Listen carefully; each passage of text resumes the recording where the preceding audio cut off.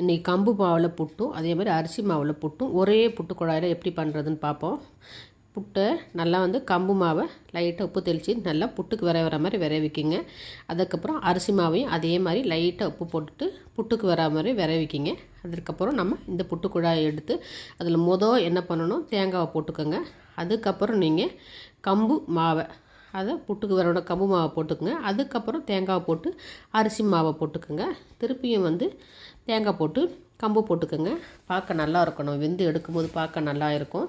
இன்றைக்கி மதுரையில் புட்டு திருவிழா, அதனால் இன்றைக்கி நம்ம இந்த 2 புட்டையும் இன்றைக்கி பார்ப்போம். நேற்று கேப்பை புட்டு வச்சுருந்தேன்ல, இன்றைக்கி கேப்பை போட்டு தட்டில் வச்சுருந்தேன், இட்டு தட்டில். இன்றைக்கி இந்த புட்டு குழாயில் வைப்போம்.